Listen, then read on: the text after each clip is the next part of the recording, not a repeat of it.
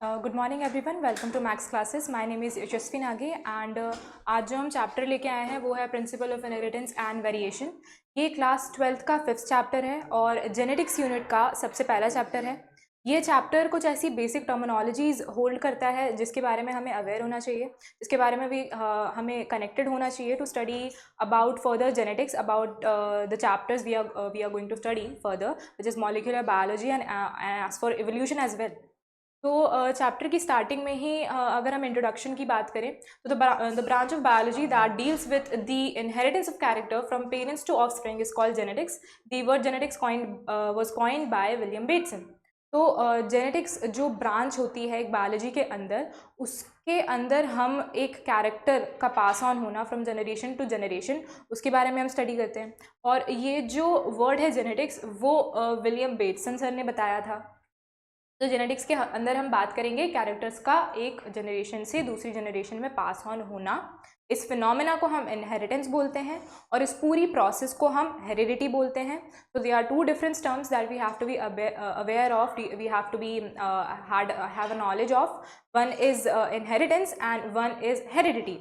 तो हेरिडिटी और इनहेरिटेंस ये बहुत पुराना, दोनों बहुत ही पुराने वर्ड हैं। हम 10th क्लास से इसके बारे में पढ़ते हुए आ रहे हैं कि क्या हेरिडिटी होता है, क्या इनहेरिटेंस होता है। बट एक रिकैप के लिए अगर हम बात करें तो मैं आपको रिकैप दे देती हूँ। यहाँ पे आपको हेरिडिटी का डेफिनेशन भी दिख जा रहा है कि the process by which the character are transferred from the parents to the offspring is called heredity. जो वो पूरी प्रोसेस हो रही है एक कैरेक्टर का एक जनरेशन से दूसरे जनरेशन में जाना, इस पूरी प्रोसेस को हम हेरिडिटी बोल रहे हैं। और एक जो ये फिनोमेना हो रहा है यहाँ पे एक जनरेशन से दूसरी जनरेशन में, एक पर्टिकुलर कैरेक्टर, लेट्स अगर हम एग्जांपल, एक कैरेक्टर हाइट का, तो टॉलनेस हाइट है फादर से, टॉलनेस हाइट है मदर से, तो वो अगर वो उनके ऑफस्प्रिंग में पास ऑन हो रही है, ये जो फिनोमेना है इसको हम इनहेरिटेंस बोलेंगे। I am inheriting height from my parents. पर अगर वो मैं पुरानी जनरेशन फ्रॉम एंसेस्टर से बात करें तो उनसे कुछ जीन्स होंगे, पर्टिकुलर जीन्स होंगे जो पास ऑन होते होते मेरे पास आए हैं। तो ये जो पूरी प्रोसेस हुई है दैट इज कॉल्ड हेरिडिटी। तो ये यहाँ पे हमारा एक रिकैप हो गया हेरिडिटी और इनहेरिटेंस, दो वर्ड का। आगे अगर हम बात करें कि हेरिडिटी जो वर्ड है वो एक्चुअली जो आया है, अराइज हुआ है, वो वर्ड से वो इस हायरशिप वर्ड से अराइज हुआ है।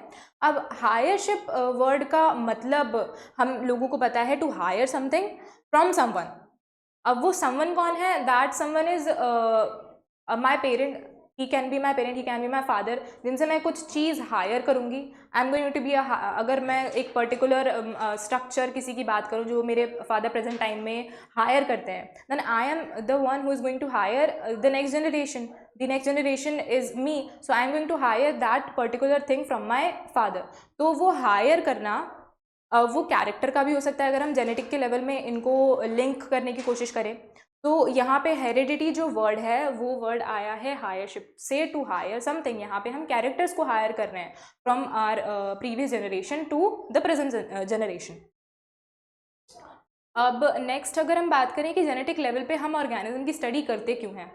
ऑर्गेनिज्म का, एक ऑर्गेनिज्म का दूसरे ऑर्गेनिज्म से सिमिलर दिखना, एक ऑर्गेनिज्म का दूसरे ऑर्गेनिज्म का पूरा क्लॉन होना, क्लॉन मतलब कि पूरा बिल्कुल ही अपने पेरेंट के जैसा या दूसरे उस पर्टिकुलर वैरायटी के ऑर्गेनिज्म के जैसा दिखना, वो क्लोनिंग हो गई। तो वो क्लोनिंग हो कैसे रही है, या हम होमोसेपियंस, हम अगर ह्यूमंस की बात करें तो उसमें सिमिलर हम कैसे दिख रहे हैं हमारे पेरेंट से। तो इन चीज़ों का सिमिलर दिखना या क्लोनिंग होना, इसके पीछे एक्चुअली में क्या डीएनए में चेंज आ रहा है, क्या ऐसी चीज़ है जो पास ऑन हो रही है, इसके बारे में स्टडी करना हम इस ब्रांच ऑफ बायोलॉजी जेनेटिक्स में पढ़ते हैं। ऑर्गेनिज्म को जेनेटिक लेवल में स्टडी करते हैं। अब अगर हम बात करें आगे ही हमारी एनसीईआरटी में भी पहला ही टॉपिक हमें मिल जाता है विच इज़ मोनोहाइब्रिड क्रॉस और ऑफ मेंडल सर ने लॉ ऑफ इनहेरिटेंस देते टाइम उन्होंने क्या एक्सपेरिमेंट करे हैं, उन्होंने क्या क्या चीज़ें चुनी थी उनके एक्सपेरिमेंट के लिए, और किस तरीके से एक्सपेरिमेंट करा था, क्या उनके फेलियर्स रहे थे, उसके बारे में हम यहाँ पे डिटेल में डिस्कस करेंगे। तो sir Gregor John Mendel, he was an Austrian monk थे वो, और उन्होंने कई ऐसे एक्सपेरिमेंट कंडक्ट करे ऑन गार्डन पी प्लांट, जिसे हम बॉटनी में पाइसम सैटिवम भी बोलते हैं, ये हमने क्लास 10th में भी पढ़ा हुआ है।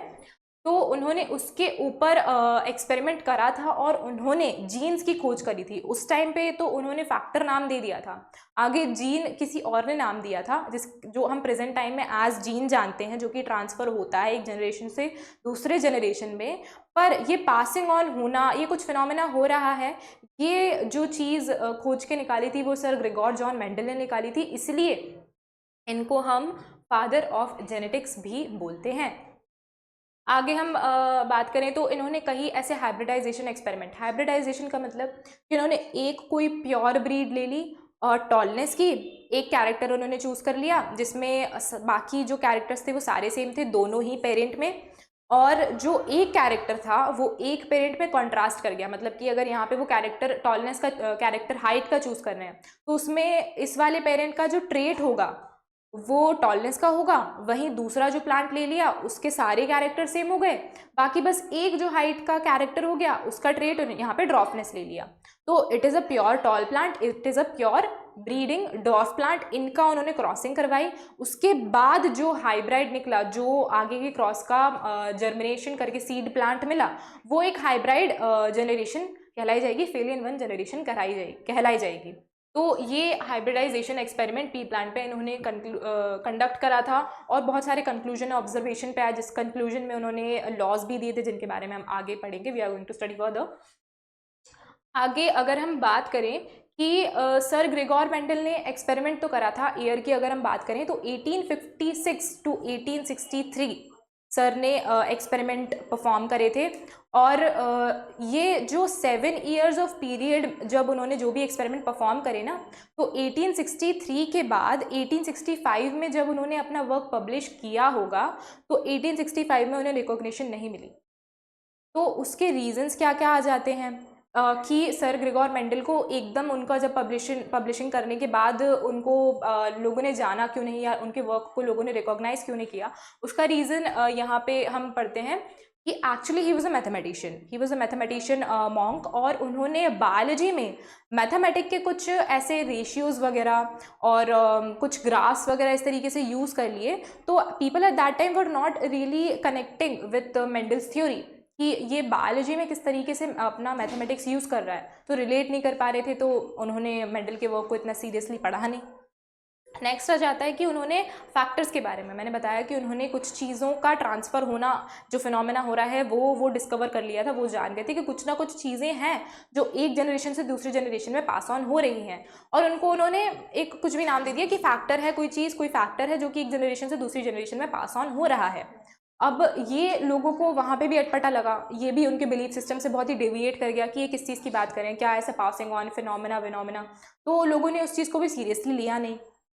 और नेक्स्ट था, ये बहुत ही बड़ा रीज़न बन जाता है कि जब सर मेंडल ने अपना पी प्लांट के एक्सपेरिमेंट का जो थ्योरी थी वो 1865 में जब उन्होंने पब्लिश किया, तब उसी ईयर में, उसी टाइम पीरियड में सर डार्विन ने भी नेचुरल सिलेक्शन की जो थ्योरी है, आगे आप एवोल्यूशन वाले चैप्टर में पढ़ेंगे, तो evolution natural selection of theory of Darwin ये भी आ गई थी, जो कि उस टाइम पे उन लोगों के बिलीफ सिस्टम से कई ज़्यादा बोलना चाहिए कि it was really relating with their belief system, it was really easier for them to study जो थ्योरी डार्विन सर ने निकाली थी। तो एक ये रीज़न बन जाता है कि लोगों ने मेंडल सर के वर्क को अगेन इतना सीरियसली पढ़ा नहीं, क्योंकि वो डार्विन के वर्क को पढ़ने में बिजी थे और उनसे रिलेट करने में उनको ईजी हो रहा था।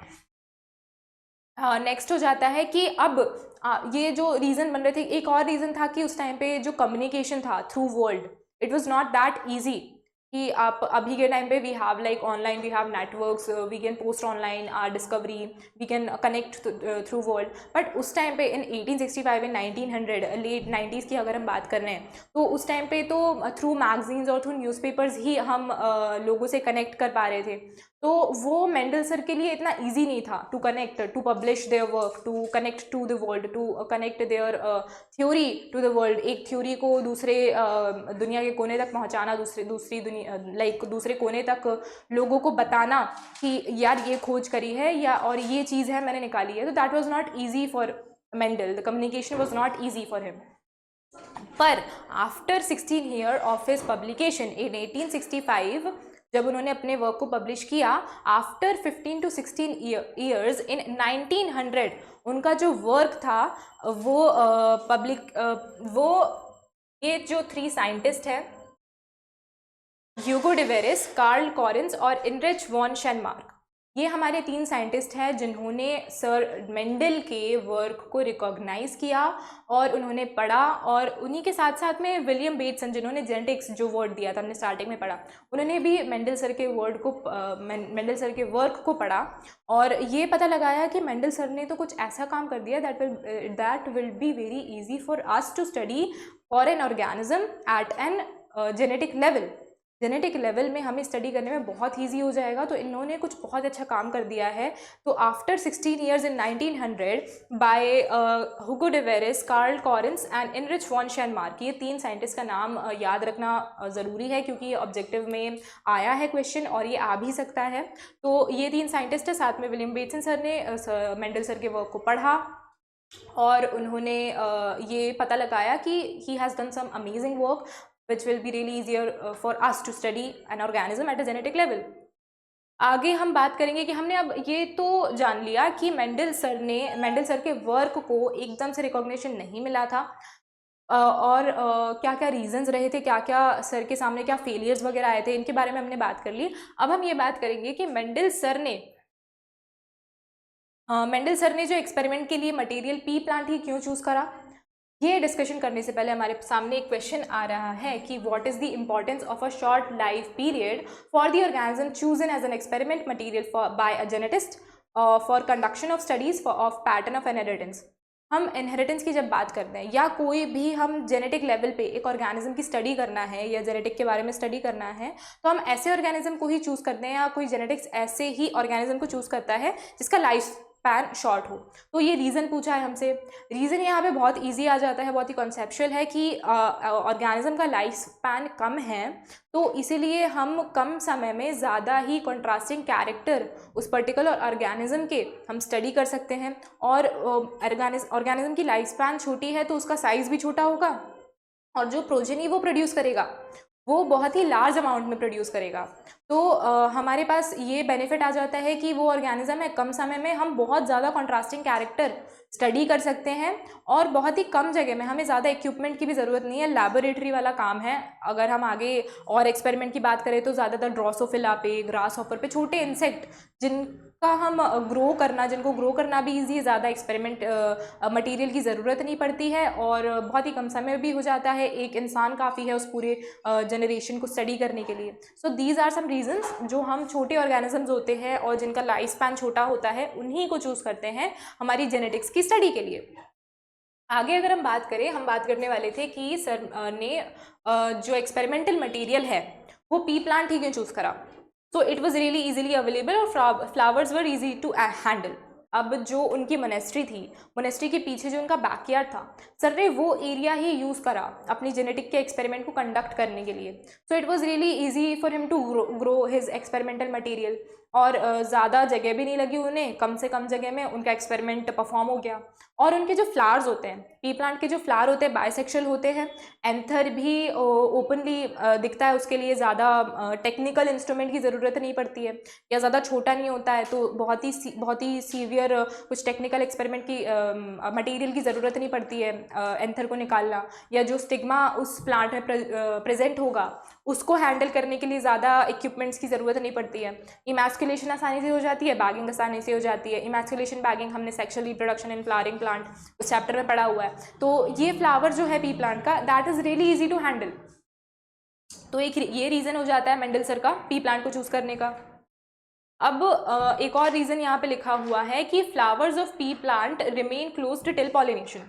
पॉलिनेशन तक, जब तक पॉलिनेशन फेज नहीं आ गया है इस फ्लावर का, एंथर का डिहाइसन होना और स्टिग्मा का रिसेप्टिव होना, ये जब तक फेज नहीं आता है तो फ्लावर रिमेन क्लोज।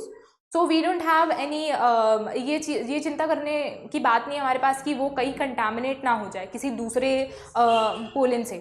तो ये कंटैमिनेशन की दिक्कत नहीं है, तो हम अपने डिज़ायरेबल कैरेक्टर उस पर्टिकुलर प्लांट में, उस पर्टिकुलर फ्लावर में डाल सकते हैं। एक ये रीज़न आ जाता है। और उन्होंने 7 पेयर ऑफ कॉन्ट्रास्टिंग कैरेक्टर होते हैं पी प्लांट के अंदर, तो कॉन्ट्रास्टिंग कैरेक्टर थे, ज़्यादा चीज़ों की हम स्टडी कर सकते हैं, अगेन कम जगह पे, कम समय में, और ज़्यादा प्रोजेनी के अंदर।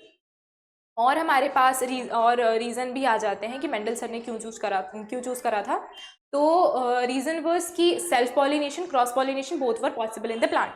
अगर हमें एक प्लांट में सेल्फिंग करवानी है to have to produce what to say true breeding plant, अगर हमें एक ट्रू ब्रीडिंग प्लांट चाहिए तो बाइसेक्सुअल फ्लावर है, हम उसकी सेल्फिंग करवा सकते हैं, ऑटोगैमी करवा सकते हैं, जिससे हमें जो प्रोजेनीज मिलेंगी वो प्योर ब्रीडेड होंगी, वो हाइब्राइड नहीं होंगी। मतलब कि उसका जो पेरेंट होगा वो एक ही पेरेंट होगा, उसमें 2 पेरेंट इन्वॉल्व नहीं होंगे, तो हमें प्रोजेनी मिलेंगी वो सेल्फ पॉलिनेटेड ट्रू ब्रीडिंग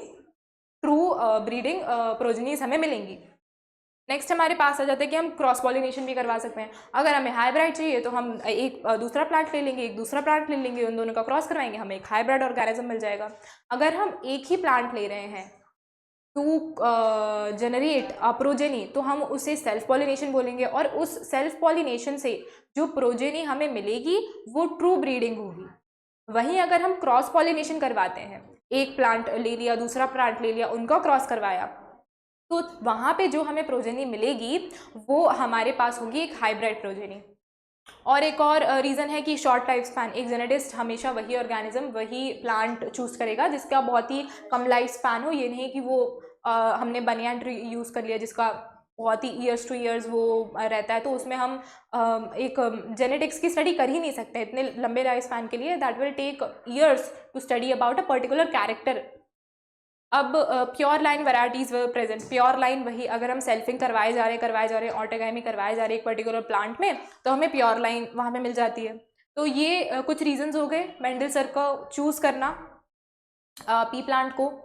अब यहाँ पे जो उन्होंने 7 डिफरेंट कैरेक्टर्स, इसका एक टेबल भी दिया हुआ है एनसीईआरटी में, वो यहाँ पे हमें इन साइकिल्स के फॉर्म में दिया गया है कि dominant traits in P plant studied by Gregor Mendel. इस साइकिल में हमें डोमिनेंट ट्रेट्स दिए गए हैं और इस साइकिल में यहाँ पे हमें रिसेसिव ट्रेट्स दिए गए हैं। तो इसको अगर मैं टेबल फॉर्मेट में, जो एनसीईआरटी में दिया हुआ है वैसा ही अगर मैं टेबल फॉर्मेट में यहाँ पे बनाना चाहूँ तो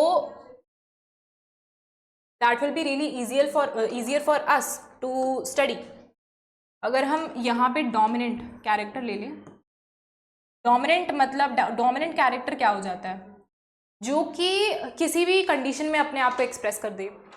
2 कंडीशन होती है जिसके बारे में मैं आपको पहले ही बता दूं, एक होती है हेटेरोजाइगस कंडीशन, एक होती है होमोजाइगस कंडीशन। होमोजाइगस कंडीशन में जो 2 अलील प्रेजेंट होते हैं, अलील क्या होते हैं, हमने एक कैरेक्टर लिया, उस कैरेक्टर का ट्रेट होगा, let's take an example height. Height is a character. Height अब एक ही हाइट नहीं होती है, हाइट बड़ी भी हो सकती है, हाइट छोटी भी हो सकती है। तो जो ये कैरेक्टर है हाइट, और हाइट का छोटा या हाइट का बड़ा होना, ये उस कैरेक्टर के 2 ट्रेट हो गए। हाइट के 2 ट्रेट हो गए टॉलनेस एंड डॉफनेस। अब उस कैरेक्टर हाइट को कोड करने के लिए हमारे पास एक पर्टिकुलर जीन होगी, हाइट के कैरेक्टर को कोड करने के लिए हमारे पास जीन होगी, और हाइट के जो ट्रेट है टॉलनेस एंड डॉफनेस को कोड करने के लिए उस पर्टिकुलर जीन के अंदर 2 अलील होंगे, जिसे हम मेंडल सर ने जो डोमिनेंट ट्रेट है, डोमिनेंट यहाँ पे टॉलनेस हो जाता है और ड्रॉफनेस यहाँ पे रिसेसिव हो जाता है। तो मेंडल सर ने डोमिनेंट कैरेक्टर को रिप्रेजेंट करने के लिए कैपिटल टी, कैपिटल अल्फाबेट्स का इस्तेमाल किया, और रिसेसिव ट्रेट को एक्सप्रेस करने के लिए उन्होंने स्मॉल अल्फाबेट्स का इस्तेमाल किया। तो यहाँ पे जो कैपिटल टी और स्मॉल टी जो जीन होता है उसके 2 अलील होते ही होते हैं। Alleles are always occur in pair, alleles कभी भी एक अकेला नहीं होगा, allele always occur in pair in a gene. तो एक हो गया हमारे पास कैपिटल टी, एक हो गया स्मॉल टी। तो यहाँ पे जो कैपिटल टी और स्मॉल टी आ रहा है, पहले हम इसी की बात कर लेते हैं कि हेटेरोजाइगस कंडीशन क्या हो रही है और होमो क्या हो रही है, होमोजाइगस कंडीशन। होमोजाइगस कंडीशन में अगर हम, मेंडल सर ने अल्फाबेट का यूज किया, यहाँ पे डोमिनेंट के लिए हम यूज कर रहे हैं कैपिटल अल्फाबेट, और रिसेसिव के लिए हम यूज कर रहे हैं स्मॉल। तो जब यहाँ पे एक डोमिनेंट अलील प्रेजेंट हो जा रहा है और उसके साथ में एक रिसेसिव अलील प्रेजेंट हो जा रहा है, तो जो जीन बनेगा वो कुछ इस तरीके का दिखने वाला बनेगा। इसे हम बोलेंगे जीन। जीन में प्रेजेंट जो दो ये पेयर हैं उसमें से एक एक मेंबर को हम बोलते हैं अलील। अलील ऑलवेज ऑकर इन पेयर, जिसमें से अगर एक मेंबर ऑफ द पेयर अगर डोमिनेंट हुआ और एक रिसेसिव हुआ, इस कंडीशन को हम हेटेरोजाइगस बोलेंगे। वहीं अगर ये कंडीशन हमें देखने को मिल गई कि जो दोनों अलील्स हैं दे आर सिमिलर, तो हम इस कंडीशन को, यहाँ पे जो क्रॉस बनेगा वो कुछ इस तरीके का दिखने वाला होगा। यहाँ पे दोनों ही अलील जो यहाँ प्रेजेंट है, they both are possessing same character, same, they are coding for the same trait. तो यहाँ पे जो दोनों अलील सेम है, इसे हम होमोजाइगस कंडीशन बोलेंगे। होमोजाइगस कंडीशन हो जाएगी। तो ये हेटेरोजाइगस और होमोजाइगस क्लियर हो गया। हमें अलील पता चल गया कि एक जीन के अंदर दो पेयर होते हैं, उसमें से हम एक पेयर ऑफ एक मेंबर ऑफ पेयर को हम अलील बोलते हैं, और अलील ऑलवेज ऑकर इन पेयर, और वो जीन साथ में अपना बना रहे हैं। अब आगे अगर हम बात करें होमोजाइग और हेटेरोजाइगस से पहले जो हम मेंडल सर के कैरेक्टर्स को जो हम स्टडी कर रहे थे कि डोमिनेंट कौन सा होता है, रिसेसिव कौन सा होता है, और क्या क्या कैरेक्टर मेंडल सर ने चूज करे थे, तो टेबल के फॉर्मेट में हम अगर पढ़ें, यहाँ पे डोमिनेंट ले लेते हैं कैरेक्टर और यहाँ पे आ जाता है रिसेसिव। सबसे पहला कैरेक्टर जो मेंडल सर ने चूज करा था in a pea plant, that was height. Height of plant, height of plant अगर बड़ी है तो वो प्लांट टॉलनेस का हो गया, टॉलनेस डोमिनेंट हो गया। और अगर उस प्लांट की हाइट छोटी है, अगर वो डॉर्फ है, तो वो रिसेसिव प्लांट हो गया। तो सबसे पहला कैरेक्टर हम बात करेंगे हाइट ऑफ द प्लांट। अगर टॉल है, डोमिनेंट है ये ट्रेट, और अगर डॉर्फ है तो रिसेसिव है ये ट्रेट। दूसरा आ जाता है कि जो पॉड होता है, जो फलियां होती हैं पी प्लांट के अंदर, वो उनका शेप, अगर वो कॉन्स्ट्रिक्टेड है, कॉन्स्ट्रिक्टेड मतलब फलियां अगर ऐसी ये इन्फ्लेटेड, सॉरी इन्फ्लेटेड, अगर फलियां ऐसी फूली हुई हैं और हमें पता नहीं लग रहा है कि उस फली के अंदर कितने नंबर ऑफ सीड प्रेजेंट होंगे, तो इसे हम बोलेंगे इन्फ्लेटेड। और अगर फली कुछ ऐसी दिखने वाली है, हमें पता लग रहा है कि इस फली के अंदर हमें 4 सीड्स मिल जाएंगी, so this type of pod हम इसे कॉन्स्ट्रिक्टेड बुलाएंगे। जो स्किन है, पॉड की जो स्किन है वो सीड्स में कुछ इस तरीके से चिपकी हुई है कि हम समझ में आ रहा है कि इसके अंदर कितने सीड्स प्रेजेंट होंगे, तो हम इस कंडीशन को पॉड की कॉन्स्ट्रिक्टेड बोलेंगे। अब यहाँ पे जो इन्फ्लेटेड कंडीशन हो जाती है पॉड के शेप में, वो आ जाता है डोमिनेंट कैरेक्टर के अंदर, और जो कंस्ट्रिक्टेड कंडीशन है वो आ जाता है हमारे रिसेसिव कैरेक्टर के अंदर।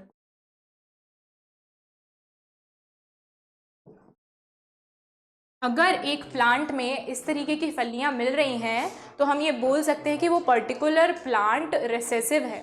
वहीं अगर हमें इस तरीके की फलियां मिल रही हैं तो हम ये बोल सकते हैं कि वो पर्टिकुलर प्लांट डोमिनेंट है। अगर हम प्योर ब्रीडिंग की बात करें, अगर हाइब्रिड होगा तो एक ही प्लांट पे कॉन्स्ट्रिक्टेड भी मिलेंगी और एक ही प्लांट पे हमें इन्फ्लेटेड भी फलियां मिलेंगी। नेक्स्ट जो कैरेक्टर उन्होंने लिया था वो था पॉड का कलर। पॉड का कलर, यहाँ पे हमें जो फलियाँ होती हैं वो दो तरीके के कलर्स में मिलती हैं, एक होती है येलो, एक होता है ग्रीन। तो yellow colour of pod is recessive character और ग्रीन यहाँ पे डोमिनेट कर जाता है। अगर हमें ग्रीन कलर की फलियाँ मिल रही हैं तो वो प्लांट हमें, वो पर्टिकुलर जो फली है, वो जो पॉड है वो डोमिनेंट रहेगी, और अगर वो येलो है तो वो रेसेसिव रहेगी। अब पॉड का कलर, पॉड का शेप। अब पॉड के अंदर जो सीड्स हमें मिलते हैं, जो बीन्स मिलते हैं, उनकी अगर हम बात करें तो उनका जो शेप होता है, सीड का शेप, अगर वो राउंड है मतलब फुल है, बिल्कुल भी एकदम क्लीन राउंड जो शेप होता है इस तरीके का, तो वो डोमिनेंट है। अगर वो रिंकल्ड है, रिंकल मतलब कि हल्के ऐसे रिंकल बहुत ही लाइक फुल नहीं होता, उसमें स्टार्च फुल नहीं होता, उसका शेप हल्का सा रिंकल्स आए हुए होते हैं उस सीड पे, तो वो पर्टिकुलर टाइप का सीड हमारा रिसेसिव हो जाता है। अब यहाँ पे अगर हम सीड के कलर की बात करें तो yellow is dominant over green. जो हम रोज़ जो मार्केट में जो फलियाँ आती हैं उसके अंदर जो ग्रीन हम प्रेफर करते हैं तो वो हाइब्राइड वाले होते हैं। हम उसे प्रेफर, जो रिसेसिव कैरेक्टर ऑफ सीड होता है हम उसे प्रेफर करते हैं, क्योंकि वो टेस्ट में उसका जो पर्टिकुलर टेस्ट होता है वो हमारे मार्केट के लिए या घरों में भी उसी टेस्ट वाली फलियों को ज़्यादा यूज़ किया जाता है। तो वहाँ पे जो येलो कलर होता है, अगर हम जेनेटिक लेवल पे बात करें तो वहाँ पे जो येलो कलर है वो डोमिनेंट है। हम जो यूज़ कर रहे हैं वो रेसेसिव कैरेक्टर बीन्स का यूज़ कर रहे हैं। तो यहाँ पे सीड के कलर में येलो डोमिनेंट हो जाता है और ग्रीन रिसेसिव हो जाता है।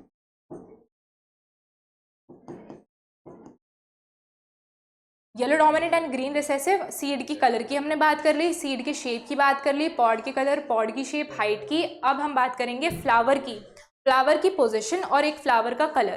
फ्लावर की पोजीशन अगर हम बात करें तो फ्लावर, जैसे कि अगर यहाँ टर्मिनल पे फ्लावर प्रेजेंट है, ये हो गया टर्मिनल पोजीशन।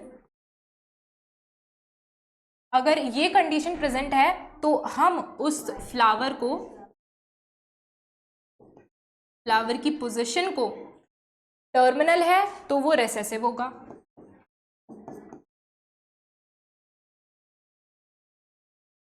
वहीं अगर एक्सियल पे, एक्सियल मतलब कि यहाँ ब्रांचेस निकल रही हैं और यहाँ पे हमारा फ्लावर प्रेजेंट है, इस पोजीशन को हम एक्सियल पोजीशन बोलेंगे। अगर इस पोजीशन पे फ्लावर प्रेजेंट है एक्सियल पे तो वो हमारा डोमिनेंट हो जाएगा। फ्लावर की पोजीशन। अब एक और कैरेक्टर आ जाता है कि फ्लावर का कलर। दो कलर प्रेजेंट होते हैं पी प्लांट में, एक होता है वॉयलेट और एक होता है वाइट। अगर वॉयलेट कलर का फ्लावर प्रेजेंट है प्लांट में तो दैट फ्लावर इज डोमिनेंट। और रिसेसिव कैरेक्टर में आ जाता है हमारा वाइट। सो ये डिस्कशन किया है कि मेंडल सर ने जो कैरेक्टर चूज़ किए थे उनमें से डोमिनेंट कौन सा था, रेसेसिव कौन सा था। अब ये हम आगे जो monohybrid cross, dihybrid cross की स्टडी करेंगे उसमें भी हमें ये पूरी इन्फॉर्मेशन काम आएगी। और यही नहीं, हमें क्वेश्चन भी आ जाता है इसमें से कि ऑड वन आउट करने का ऑब्जेक्टिव क्वेश्चन बन सकता है। इसमें से आपको 4 कैरेक्टर्स दिए रहेंगे, इसमें से हो सकता है कि 3 रिसेसिव हो, 1 डोमिनेंट हो जिसमें से आपको ऑड वन आउट करना हो, या हो सकता है कि 3 डोमिनेंट दे दी और उसमें से 1 रिसेसिव है जिसमें से आपको ऑड वन आउट करना हो। तो ये information is really important for us to remember for further studies as well and for any question that can come in our exam. ये हमने कैरेक्टर्स की बात कर ली कि सर ने रिसेसिव कैरेक्टर कौन सा लिया था, डोमिनेंट किसको बोला था। अब सर ने अपने मर्जी से नहीं बोल दिया था कि ये डोमिनेंट है, ये रिसेसिव है। उन्होंने एक्सपेरिमेंट परफॉर्म करे, उन्होंने जनरेशन में देखा कि अगर मैं एक डॉफनेस वाला प्लांट ले रहा हूँ, एक छोटा प्योर छोटा प्लांट ले रहा हूँ जिसकी मैंने सेल्फिंग करवाई है और वो छोटा निकला, मतलब उसमें होमोजाइगस कंडीशन होगी, और एक प्लांट ले रहा हूँ जिसमें होमोजाइगस टॉल वाली कंडीशन होगी, कैपिटल टी प्रेजेंट होगा। उन्होंने क्रॉस करवाया, उन्हें प्रोजेनी मिली, सारी टॉल मिली। उन्होंने कंक्लूजन दे दिया कि जो टॉलनेस वाला है वो डॉफनेस के ऊपर डोमिनेंट हो गया और जो डॉफनेस वाला ट्रेट है वो आगे जनरेशन में प्रेजेंट हुआ नहीं, तो उन्होंने उसको डॉफनेस का नाम दे दिया। तो एक्सपेरिमेंट करने के बाद, इन साथ के साथ कैरेक्टर्स का एक्सपेरिमेंट करने के बाद सर इस कंक्लूजन में आए कि जो कैरेक्टर के पर्टिकुलर जो 2 ट्रेट है वो कौन सा किस पे डोमिनेंट रहेगा, कौन सा किस कंडीशन में अपने आप को एक्सप्रेस करेगा और कौन सा रिसेसिव कहलाएगा। तो ये इन्फॉर्मेशन जो हमने अभी बात करी टेबल के फॉर्मेट में, that is really important for us to remember. अब यहाँ पे अलील की डेफिनेशन है, आप you can even note it, मैंने आपको समझा दिया है कि अलील होते क्या हैं। नेक्स्ट अगर हम बात करें, यहाँ पे एक PYQ आ रहा है, यही इसी चीज़ से रिलेटेड PYQ है जो हमने अभी कैरेक्टर की स्टडी करी। The question is, in his classic experiment on P plant Mendel did not use. अब मेंडल सर ने क्या क्या चूज करे थे वो चीज़ें हमें पता होनी चाहिए, इसमें से हम ऑड वन आउट कर सकते हैं। मेंडल सर ने सीड का शेप, राउंड वाला डोमिनेंट, रिंकल्ड वाला रिसेसिव, ये वाले सीड के शेप लिए थे। फ्लावर की पोजीशन अगर टर्मिनल पे हुआ that is a recessive character, अगर एक्सियल पे हुआ that is a dominant character. अगर सीड के कलर की बात करें तो ग्रीन हुआ तो रिसेसिव कैरेक्टर और येलो हुआ तो डोमिनेंट कैरेक्टर। पॉड की लेंथ, हमने पॉड की लेंथ के बारे में यहाँ पे कहीं बात नहीं करी ना, हमारी एनसीईआरटी में गिवन है, तो इस क्वेश्चन का करेक्ट होगा पॉड का लेंथ मेंडल सर ने एज अ कैरेक्टर चूज नहीं किया था। नाउ मूविंग अहेड,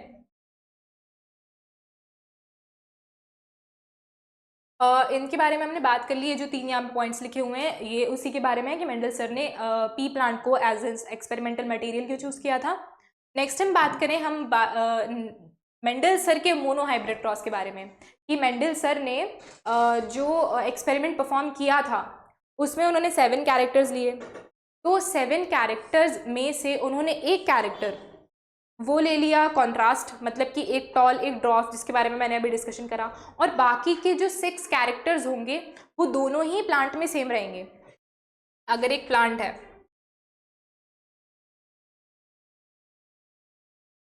अगर एक प्लांट है जिसके 7 कैरेक्टर्स हैं, तो अगर उसमें कैरेक्टर हम ले लेते हैं हाइट का, हाइट एक कैरेक्टर हो गया, और फिर पॉड का शेप, पॉड का कलर, सीड का शेप, सीड का कलर, और फ्लावर की पोजीशन, फ्लावर का कलर। तो जो ये 6 कैरेक्टर्स हैं ये दोनों ही प्लांट में सेम रहेंगे।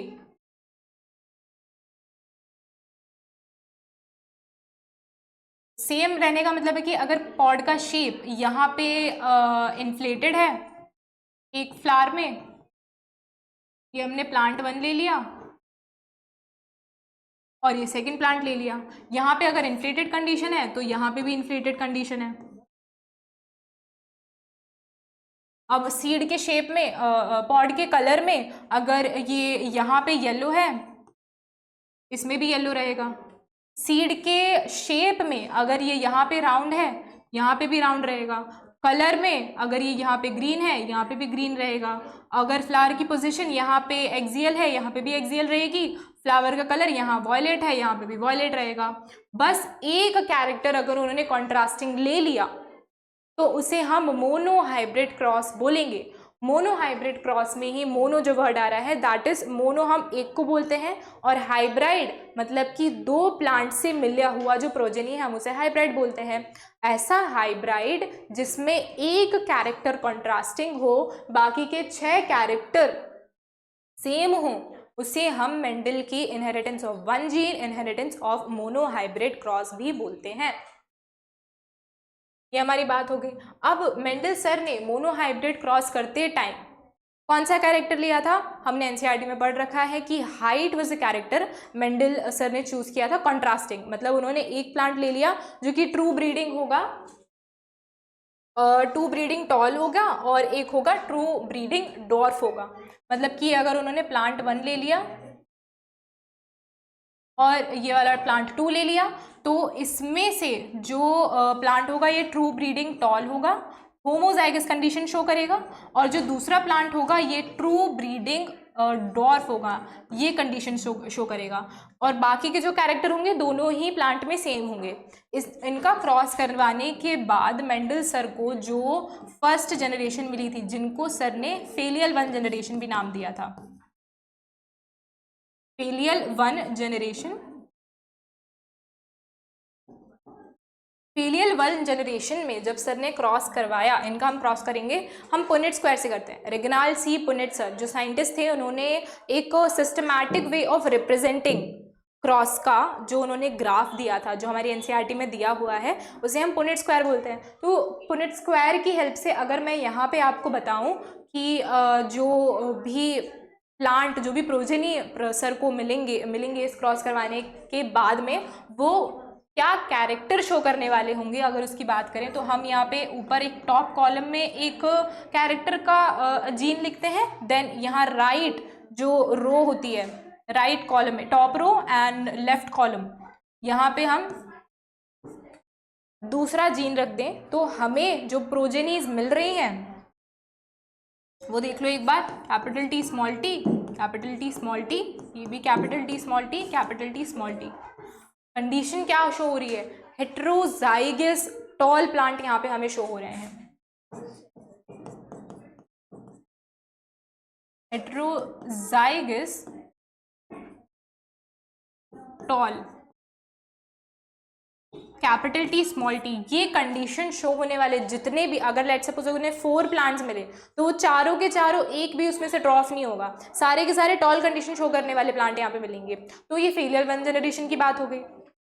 अब जब सर ने फेलियर 1 जनरेशन में उन्हें ये मिल गया कैपिटल टी स्मॉल टी वाले जो कि प्लांट मिल गए, उसमें से उन्होंने सेल्फिंग करवाई to generate the filial 2 F2 generation. अब F2 जनरेशन में करने के बाद उन्हें क्या रिजल्ट मिला, उन्हें क्या प्रोजेनी का जीनोटाइप फिनोटाइप देखने को मिला, उसमें हमें एक और बार पुनेट स्क्वायर बनाना पड़ेगा। यहाँ पे उन्होंने क्रॉसिंग करवाई, पहले उन्होंने क्रॉसिंग करवाई, उसके बाद उन्होंने सेल्फिंग करवाई। सॉरी, फेलियर 2 जनरेशन जनरेट करने के लिए उन्हें जो फेलियर 1 जनरेशन में प्रोजेनीज मिली थी उनका उन्होंने सेल्फिंग करवा दी। सेल्फिंग, ये उन्हें जीनोटाइप मिला था। यहाँ पे हम अगर सेल्फिंग करवाएंगे, अगेन हम अगर पुनेट स्क्वायर बनाए यहाँ पे, ये capital T small T, capital T small T, homozygous tall condition, heterozygous tall condition, heterozygous tall condition और होमोजाइगस डॉर्फ कंडीशन। यहाँ पे अगर फिनोटाइप की बात करें, इस कंडीशन में हमारे पास टॉलनेस वाला एक ट्रेट है तो ये डोमिनेट कर जाएगा, मतलब फिनोटाइप अगर हम प्लांट को बाहर से देखेंगे तो वो टॉल दिखेगा। जीनोटिपिकली बात करें तो इसमें भले ही रिसेसिव कैरेक्टर वाला ये जीन प्रेजेंट है, ये अलील प्रेजेंट है, लेकिन जो एक्सप्रेस करेगा वो टॉलनेस वाला होगा, क्योंकि टॉलनेस यहाँ पे डोमिनेंट अलील आ जाता है एक जीन के अंदर। तो ये प्लांट होगा, ये भी टॉलनेस शो करेगा, ये तो हेट्रोजाइगस कंडीशन में है ही तो ये भी टॉलनेस शो करेगा। बस एक प्लांट ऐसा था सेल्फिंग करवाने के बाद जो मेंडल सर को जिसकी हाइट छोटी मिली, तो ये जो पूरा उन्होंने क्रॉस करवाया, इससे मेंडल सर ने 2 लॉज हमें दे दिए। एक हमारे पास आ जाता है लॉ ऑफ डोमिनेंस और एक लॉ आ जाता है लॉ ऑफ सेग्रीगेशन।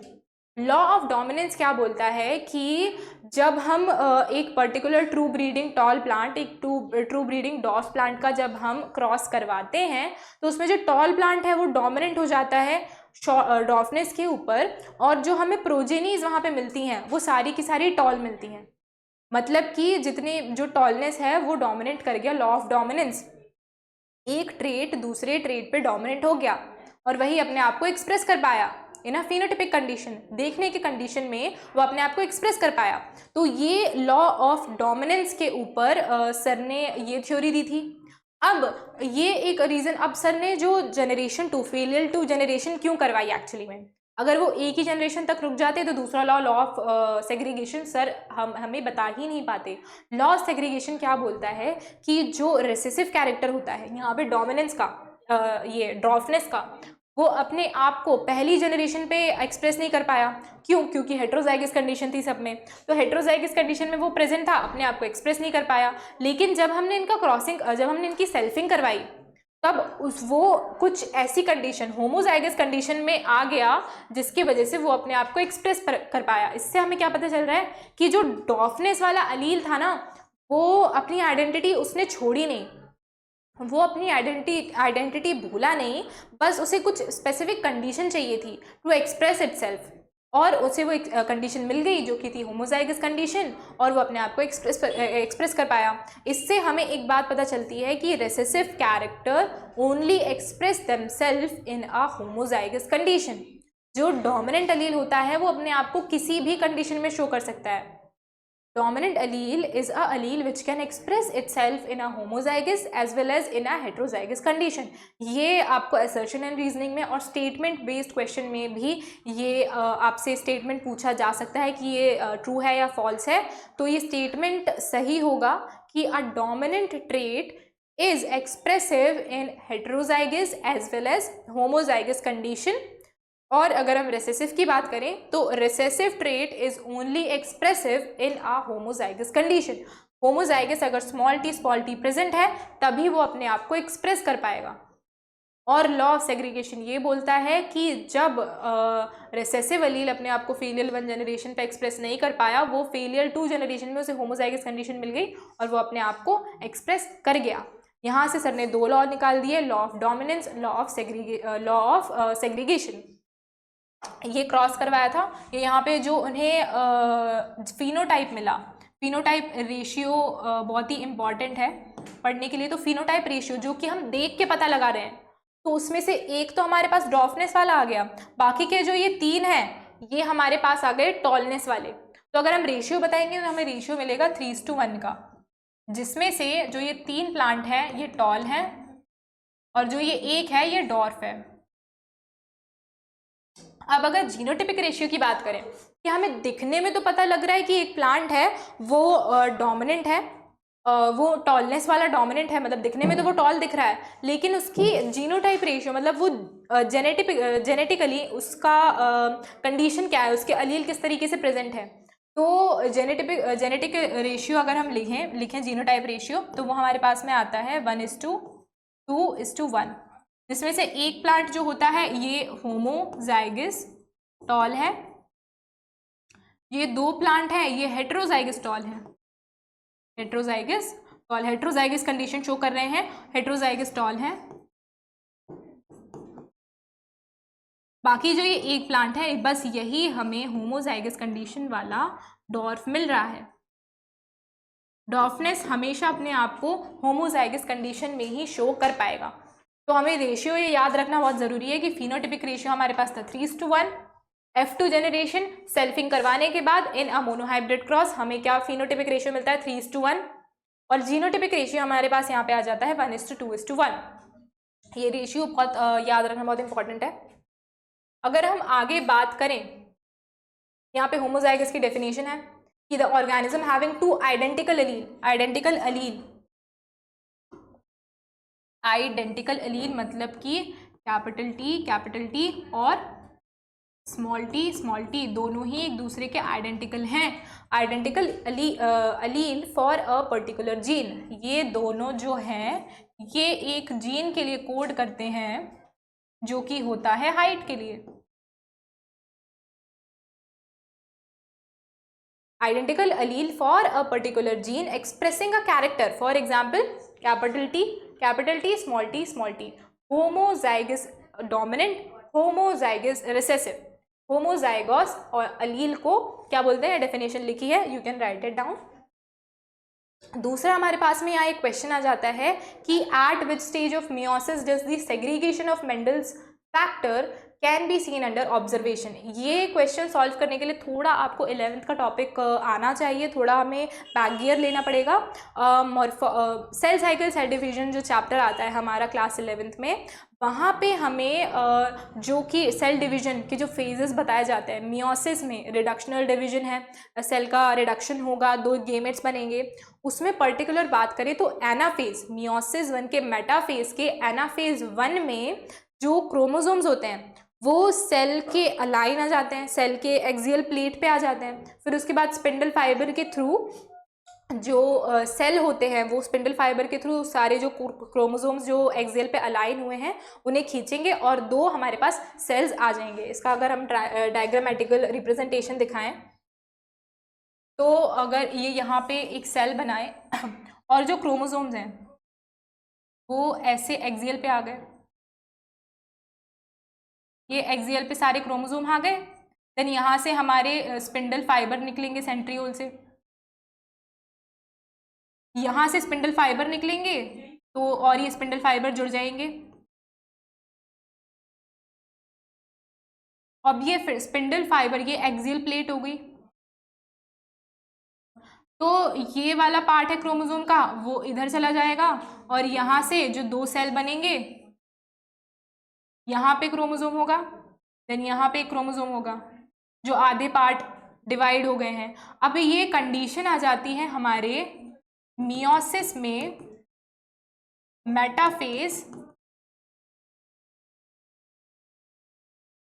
स्पेसिफिक बात करें तो एनाफेज 1 में।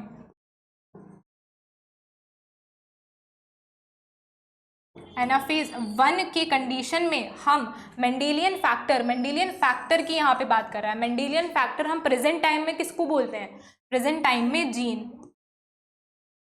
मेंडेलियन फैक्टर, ये क्वेश्चन बोल रहा है कौन से ऐसे सेल डिवीजन के स्टेज में हम जीन का डिवाइड होना या जीन का सेग्रीगेट होना देख सकते हैं। तो वो एनाफेज 1 में जब क्रोमोसोम प्लेट पे आ जाएंगे, डिवाइड हो जाएंगे, तब हमें मेंडेलियन फैक्टर, जो कि क्रोमोसोम है, क्रोमोसोम पे ही एक जीन प्रेजेंट होता है, तो हम एनाफेज 1 के मेटाफेज के एनाफेज 1 में मेंडेलियन फैक्टर के सेग्रीगेशन की प्रोसेस को हम ऑब्जर्व कर सकते हैं।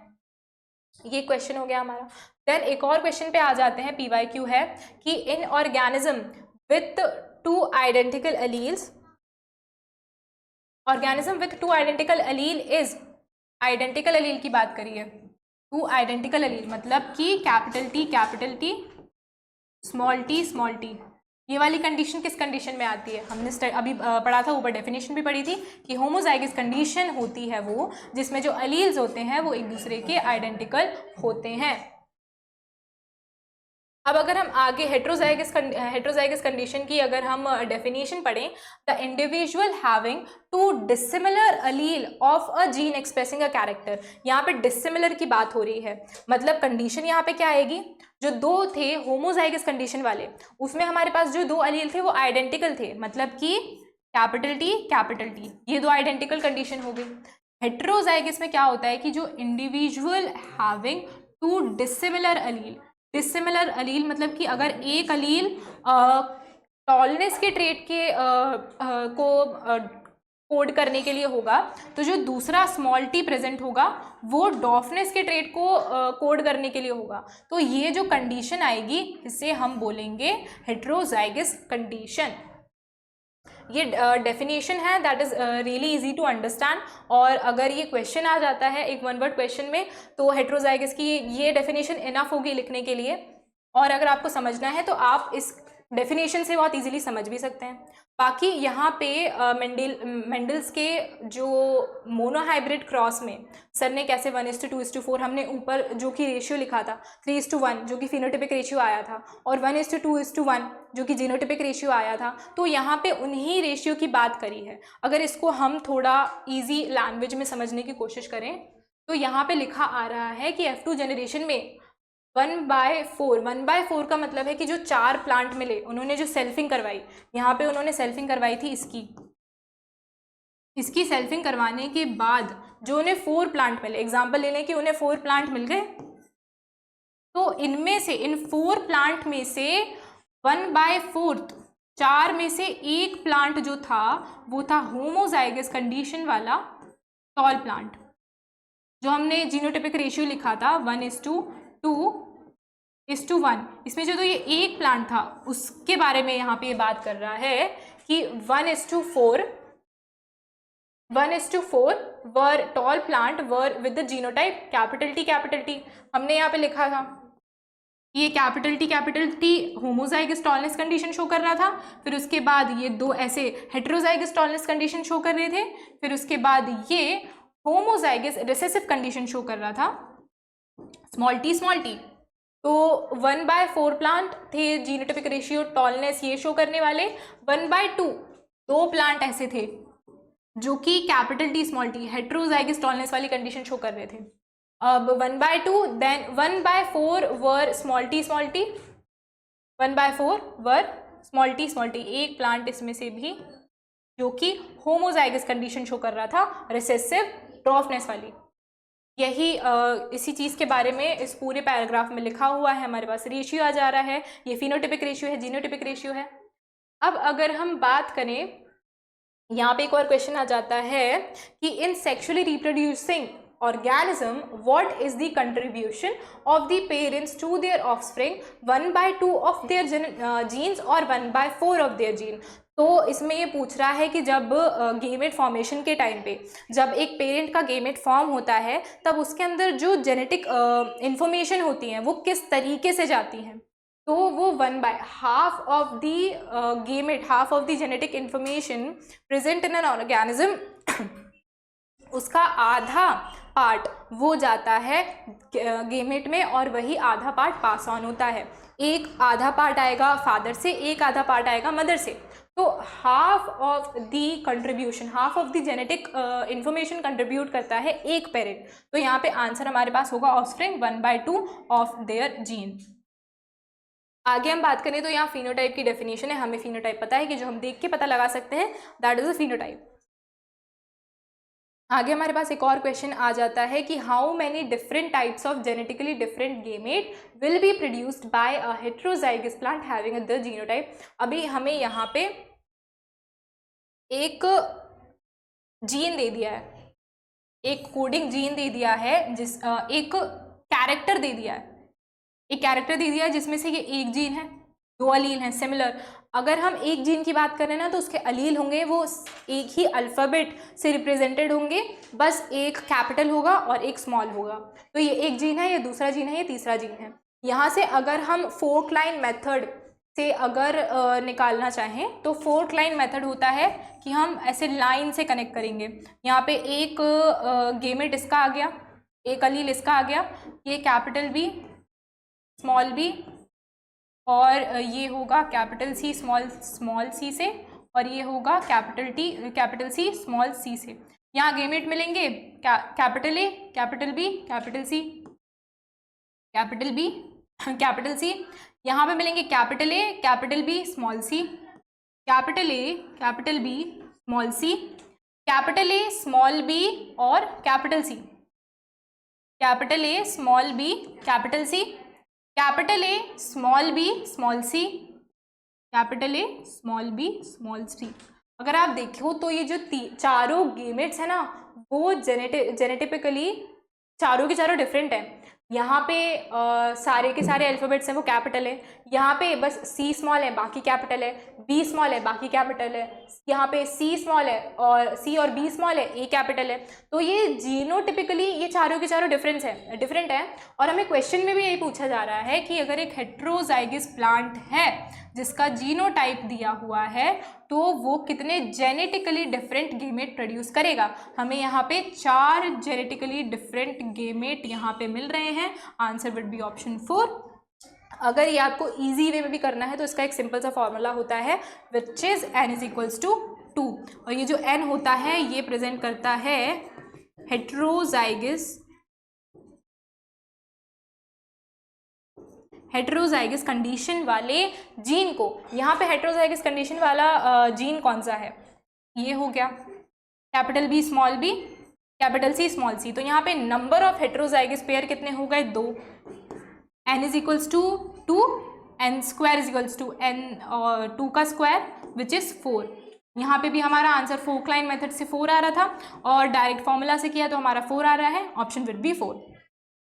आगे हम देखें यहाँ पे जीनोटाइप की इंफॉर्मेशन डेफिनेशन दी गई है which is again really easy to understand. आप ये अगर आपको डेफिनेशन के फॉर्म में लिखना है तो इसे लिख सकते हो, दैट इज़ इनफ। अगर एग्जाम में भी लिखना होगा तो। अब यहाँ पे अगर हम बात करें कि प्रीवियस ईयर क्वेश्चन आ जा रहा है कि इन अ हाइब्रिडाइजेशन ये हमें जीनोटाइप दे दिया है कि किस तरीके की प्रोजेनी रेशियो हमें क्या मिलेगा। तो अगेन यहाँ पे हमें पुनेट स्क्वायर बना के अगर हम रिप्रेजेंट करें तो हमारे पास में रेशियो क्या आएगा, capital T small T small T small T. एक यहाँ पे हम टॉप कॉलम में लिखते हैं और फिर उसके बाद लेफ्ट यहाँ रो में लिखेंगे,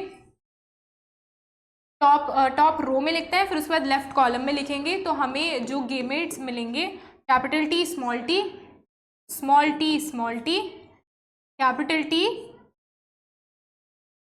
स्मॉल टी और स्मॉल टी स्मॉल टी। हमें देखो 50-50% मिल रहे हैं। ये हो जाएगा हेटेरोजाइगस टॉल कंडीशन शो करने वाला, और ये तो डॉफनेस है, होमोजाइगस है तो डॉफनेस इसी में शो होगा। ये हो गया ड्रॉफ कंडीशन शो करने वाला। रेशियो कितना मिल रहा है, 50, रेशियो 50 मतलब 1:1। Answer will be option 3, 1:1। आगे बात करें which type of the allele expresses itself only in homozygous state. Homozygous state में अपने आप को एक्सप्रेस करने वाला कौन सा एलील होता है? हमने बात कर चुके हैं कि होमोजाइगस स्टेट में बस रिसेसिव एलील, अगर हाइट की बात करें, फ्लावर की बात करें, यही वो एलील्स होते हैं जो कि अपने आप को होमोजाइगस कंडीशन में एक्सप्रेस कर पाते हैं। ये इसका आंसर हो जाएगा। एक और क्वेश्चन से डील करते हैं। हमने ये एनसीईआरटी में भी लिखा हुआ है कि पुनेट स्क्वायर के थ्रू हम एक सिस्टमैटिक वे में, हमने जो भी जेनेटिक्स की स्टडी करी है उसको एक सिस्टमैटिक वे में लिखने के लिए पुनेट स्क्वायर का हम यूज़ करते हैं, जो कि सर रेगिनाल्ड सी पुनेट, ये साइंटिस्ट का नाम था। इन्हीं के ऊपर इस डायग्राम को हम पुनेट स्क्वायर बोलते हैं, जो कि हम यूज़ करते हैं जेनेटिक की स्टडी को सिस्टमैटिक वे में अरेंज करके इजी फर्दर स्टडी के लिए हम पुनेट स्क्वायर का यूज़ करते हैं। तो ये यहाँ पे हमारा आंसर हो जाएगा पुनेट स्क्वायर। अब जो मेंडल सर ने अपनी एक्सपेरिमेंट परफॉर्म करे थे मोनोहाइब्रिड क्रॉस के, एक कॉन्ट्रास्टिंग ट्रेट ले लिया, बाकी के 6 सेम ले लिए, हमने जो पहले डिस्कस किया है इन सब के बारे में। तो उसके बाद में मेंडल सर की फाइंडिंग्स क्या थी, उन्होंने क्या क्या देखा अपने एक्सपेरिमेंट में, क्या ऑब्जर्वेशंस करी और क्या कंक्लूजन निकला सर का, तो वो था कि F1 resemble only one parent. मतलब कि उन्होंने जो F1 जनरेशन पाने के लिए प्योर प्लांट यूज़ करा था, प्योर टॉलनेस वाला का क्रॉस करवाया था, प्योर ड्रॉफनेस वाला। तो जो इसमें से F1 जनरेशन हमारे पास क्या आई थी, ये हेट्रोजाइगस स्टॉल वाली आई थी। तो ये जो हेट्रोजाइगस स्टॉल है ये बस एक ही पेरेंट को रिजेंबल कर रहा है। तो F1 resembles only one parent, एक ही पेरेंट को जो ये F1 जनरेशन आई थी ये रिजेंबल कर रहा था, मतलब एक ही पेरेंट के जैसा दिख रहा था, एक ही पेरेंट की जैसी हाइट थी उसकी। जो उसका दूसरा पेरेंट जिसकी हाइट छोटी थी वो किसी भी F1 जनरेशन वाले प्रोजेनी में नहीं दिखी। दूसरी फाइंडिंग थी मेंडल सर की कि F2 generation obtained by self pollination, dominant and recessive form appear in a 3:1 ratio phenotypically। phenotypically बात कर रहा है जिसमें से 3 हमें हेट्रोजाइगस, 2 हेट्रोजाइगस टॉल थे, 1 होमोजाइगस टॉल था, 3 टॉल वाली कंडीशन दिख रही थी और एक जो थी ये डॉर्फ वाली होमोजाइगस रिसेसिव डॉर्फ वाली कंडीशन दिख रही थी फिनोटिपिकली। आगे अगर हम बात करें तो यहाँ पे जीनोटिपिक रेशियो दे दिया है कि किस तरीके से हमें जीनोटिपिकली एक प्लांट का देखने को मिल रहा था F1 जनरेशन में। आगे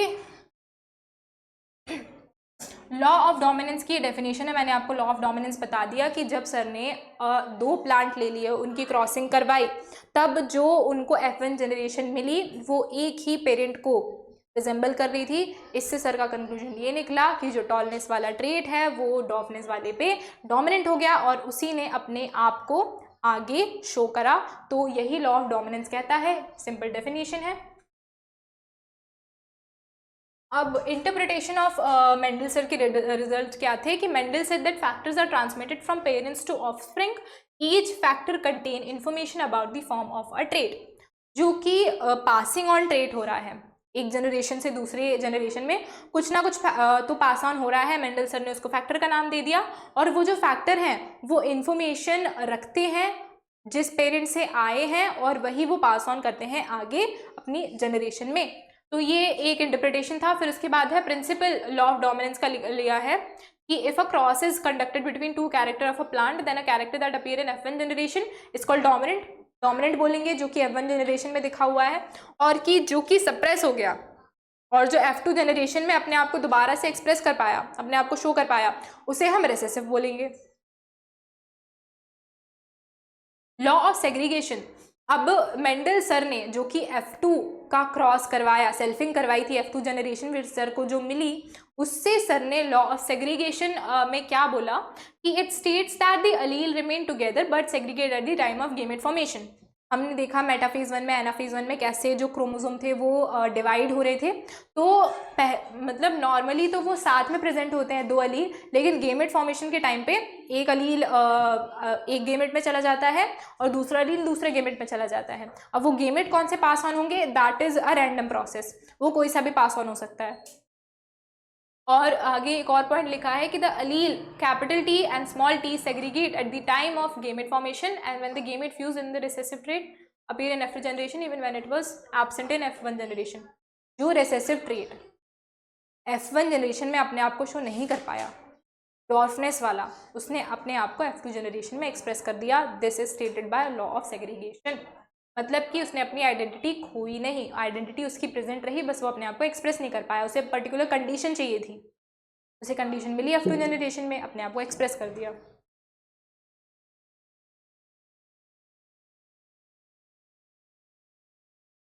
एक और क्वेश्चन आ जाता है, which of the following character can not be explained bye on the basis of Mendel law of dominance. Mendel law of dominance में सर ने क्या क्या बोला था कि जो फैक्टर्स होते हैं वो पेयर में अकर करते हैं। एनसीईआरटी में लिखा हुआ है 3 लाइन में, लॉ ऑफ डोमिनेंस के अंदर फैक्टर्स होते हैं वो पेयर में अकर करते हैं।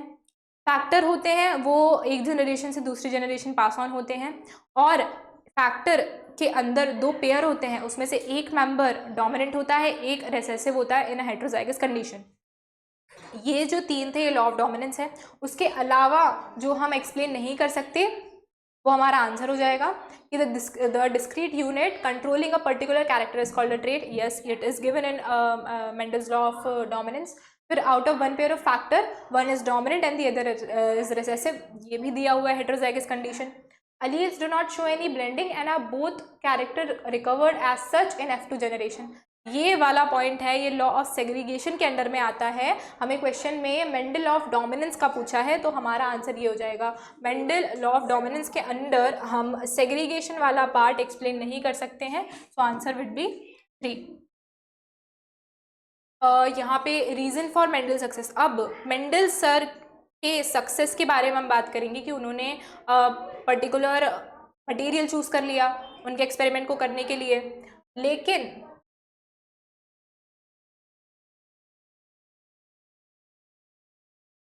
मेंडल सर ने एक पर्टिकुलर एक्सपेरिमेंट चूज करने के लिए एक मटेरियल चूज कर लिया, उन्होंने फेलियर भी हुए, लेकिन फेलियर के बाद आफ्टर 16 ईयर्स मेंडल सर को सक्सेस क्यों मिली थी?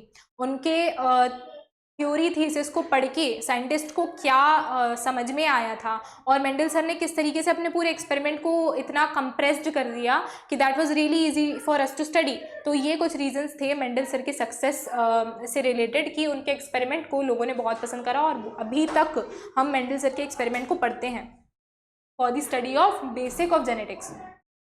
तो Mendel organized his experiment methodically, obtained observation systematically and analyze the obtained data mathematically। Experiment perform उन्होंने मेथड के थ्रू किया, प्रॉपर मेथड्स लिए कि एमास्कुलेशन करूँगा, देन उसके बाद बैगिंग करेंगे, वो फिर क्रॉसिंग करवाएंगे, ट्रू ब्रीडिंग लाइन लेंगे, फिर उसके बाद हाइब्रिड मिलेगा। तो वो एक प्रॉपर मेथड से चले थे। एक पहला स्टेप ये ले लिया उन्होंने। फिर उसके बाद जब उन्हें ऑब्जर्वेशन मिले वो उन्होंने बहुत ही सिस्टमैटिक वे में ऑब्जर्व करें कि पहले एक ट्रेट ले लिया, एक ट्रेट की करवाई, बाकी को सबको सेम रखा, तो एक सिस्टमैटिक वे से चले। फिर उसके बाद जब उन्होंने ऑब्जर्वेशन जो पूरी ले ली उनको अरेंज मैथमेटिकली करा, मतलब रेशियो दे दिए 1:2:1, 3:1। तो ये मैथमेटिक का यूज़ उन्होंने बायोलॉजी में करा, तो ये एक रीज़न हो जाता है उनके सक्सेस का। जबकि यही रीज़न था मेंडल सर की सबसे स्टार्टिंग में हमने पढ़ा था, जिसमें जो उनका फेल हो गया था, उनकी थ्योरी थीसिस लोगों ने नहीं जानी थी। एक रीज़न यही आया था क्योंकि उन्होंने मैथमेटिक्स का यूज़ करा था बायोलॉजी में, पर यही रीज़न आगे जाके मेंडल सर की सक्सेस का एक बहुत ही इम्पॉर्टेंट रीज़न बना। फिर उसके बाद सर ने जो पी प्लांट चूज़ करे वो बायसेक्शुअल थे, सेल्फ पॉलिनेशन वो अलाउ करते थे, तो एक रीज़न ये हो गया था उनके सक्सेस का। और फिर उसके बाद pure breeds of each character, उन्हें प्योर ब्रीडिंग कराई, एक पर्टिकुलर कैरेक्टर चूज़ कर लिया, उसकी प्योर ब्रीडिंग करवाते गए तो प्योर प्लांट मिल गया। फिर उसके बाद एक और रीज़न आ जाता है कि offspring of not only first generation but also the second generation. उन्होंने F1 जनरेशन को ही स्टडी करके नहीं छोड़ दिया। अगर वो F1 जनरेशन को स्टडी करके ही छोड़ देते तो बस एक ही लॉ होता हमारे पास में, which is law of dominance. और शायद हमारी थिंकिंग अभी ऐसी होती है कि ऐसा होता है कि जो F1 जनरेशन का जीनोटाइप या जो भी वो फिनोटाइप शो करता है वो दोनों पेरेंट की ब्लेंडिंग शो करता है। लॉ ऑफ सेग्रीगेशन यही कहता है कि एलील्स ब्लेंड नहीं होते, लेकिन अगर हम मेंडल सर F2 जनरेशन को स्टडी नहीं करते, F1 जनरेशन तक ही रुक जाते, तो हमारे पास ये थिंकिंग होती कि हो सकता है कि एक पेरेंट से मिलके अलील की ब्लेंडिंग हो जाती है और इसके बाद वो एक इंटरमीडिएट कैरेक्टर शो करता है। तो इसलिए सर ने आगे जनरेशन पढ़ी, जिसकी वजह से हमें लॉ ऑफ सेग्रीगेशन तक पता चला, आगे और चीज़ें हमें स्टडी मिली। और not even one character, Mendel sir ने ट्राई हाइब्रिड क्रॉस, मतलब कि 3 कॉन्ट्रास्टिंग कैरेक्टर लेके बाकी के कैरेक्टर सेम करके ट्राई हाइब्रिड क्रॉस तक मेंडल सर ने स्टडी करी थी, उसके आगे जनरेशन टू जनरेशन। इसलिए उनको 7 ईयर्स ऑफ टाइम पीरियड लगा उनके एक पर्टिकुलर एक्सपेरिमेंट को परफॉर्म करने के लिए। फिर उसके बाद Mendel studied inheritance of 7 different pair of contrasting character, 7 different pair of contrasting character लिए थे, एक ही कैरेक्टर चूज नहीं करा था उन्होंने। और उन्होंने ऑफस्प्रिंग काउंट करा था, और सारे जितने ऑफस्प्रिंग्स उन्हें मिलते थे, टोटल ऑफस्प्रिंग में से कितने ऑफस्प्रिंग टॉलनेस शो कर रहे हैं, डॉफनेस शो कर रहे हैं, उन्होंने ये मैथमेटिक पूरा रेशियो अरेंज करके, चूज करके और सारी चीज़ों को प्रॉपर अरेंज करके उन्होंने अपना एक्सपेरिमेंट को कंक्लूजन दिया था। और उन्होंने अपने डेटा को इस तरीके से ऑर्गेनाइज करा था कि अभी भी अगर हम उनके डेटा को स्टडी करें, हाई स्कूल में ही हम इतने इजीली जेनेटिक की बेसिक की स्टडी कर रहे हैं, किन की वजह से, कि मेंडल सर ने अपने डेटा को इस तरीके से अरेंज कर दिया था कि वो बहुत इजी था ऑब्जेक्टिवली उसको स्टडी कर लेना। अभी भी हम आसानी से उसको स्टडी कर लेते हैं, उनके एक्सपेरिमेंट को रिलेट कर पाते हैं कि अच्छा ऐसा ऐसा है, मैथमेटिकली किस तरीके से उन्होंने रेशियो दिए थे, हम उसको आराम से पढ़ पाते हैं, एक्सप्लेन कर पाते हैं। तो एक ये रीज़न हो जाता है उनकी सक्सेस का।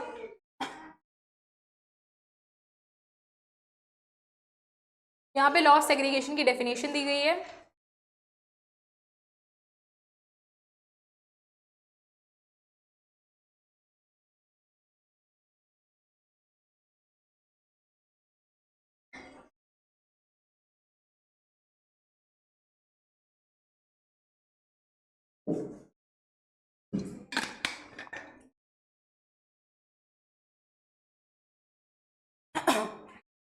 अगर हम आगे बात करें,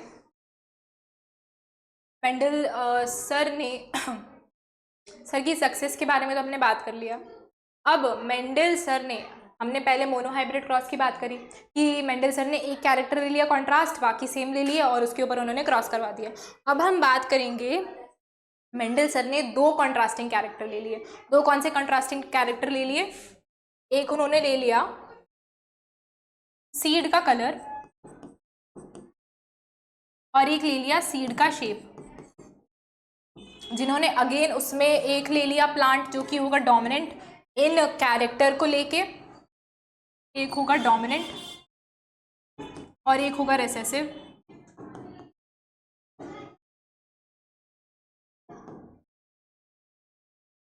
सीड के कलर को डोमिनेंट वाला, सीड का कलर जो डोमिनेंट होता है वो कौन सा होता है? येलो। और रिसेसिव कौन सा होता है? ग्रीन। सीड का शेप डोमिनेंट कौन सा होता है? राउंड। और रिसेसिव कौन सा होता है? रिंकल्ड।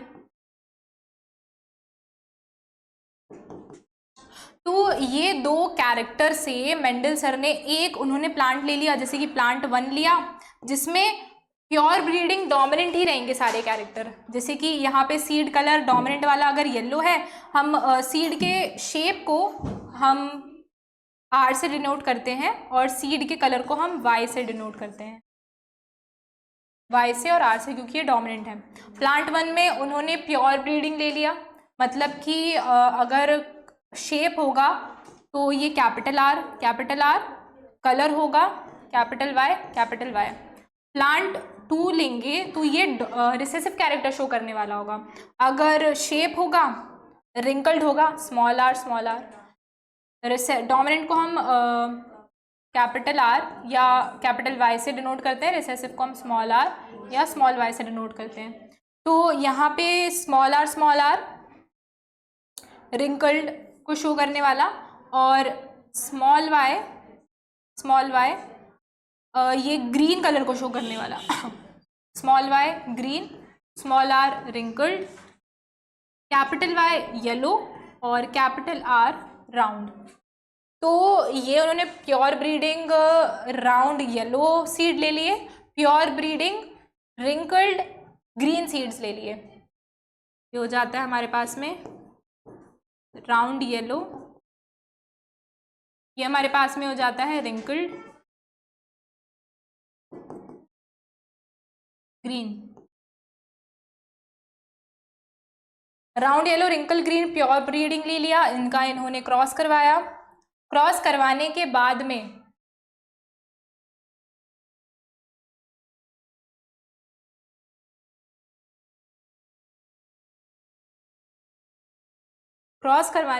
में जब मेंडल सर ने प्योर ब्रीडिंग राउंड येलो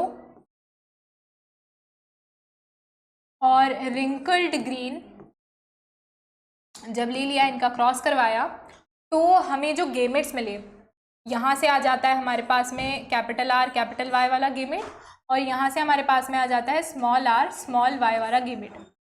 इनमें से जो हमारे पास 4 गेमेट हमारे पास जो प्रोड्यूस होंगे, वो हम फोक लाइन मेथड से मैं रिप्रेजेंट कर रही हूँ यहाँ पे। Capital R small R, capital R small Y, capital Y small R, capital Y small Y. ये हमारे पास 4 गेमेट्स प्रोड्यूस हो गए। अब इनको पुनेट स्क्वायर में हम अरेंज करेंगे और डायहेब्रिड क्रॉस का रेशियो निकालेंगे। हमने इनको यहाँ अरेंज कर दिया टॉप कॉलम में, capital R small Y, capital R small R, capital R and small Y. इसी तरीके से हम यहाँ पे भी अरेंज कर देंगे, capital R small R, capital R small Y, capital Y small Y. यहाँ पे से जो हमें गेमेट्स मिलेंगे, राउंड रिंकल्ड,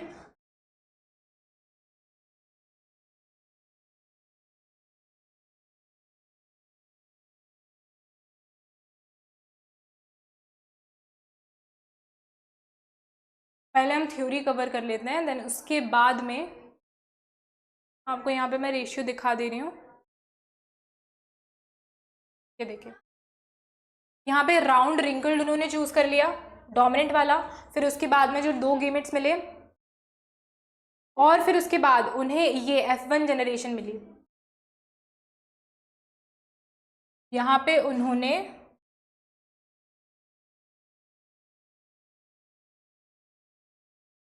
क्रॉस करवाया, capital R small Y round yellow और रिंकल्ड का, जिसमें से हमें गेमेट्स मिले, उनका जब हमने क्रॉस करवाया तब हमारे पास में आ गया capital R small R capital Y small Y. ये कंडीशन हमें F1 जनरेशन में मिल गई। फिर इसका जब हम क्रॉस करेंगे,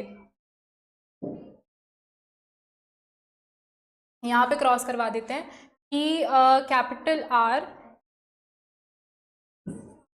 small R capital Y small Y, इनमें से जो हमें इनकी क्रॉसिंग करवाई, जब हम इनकी सेल्फिंग करवाई,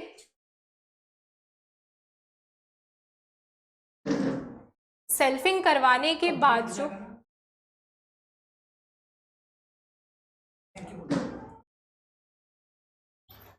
इनकी सेल्फिंग करवाने के बाद जो हमें गेमेट्स प्रोड्यूस हुए हैं, यहाँ से हमारे पास एक गेमेट आ जाता है capital R capital Y capital R small Y,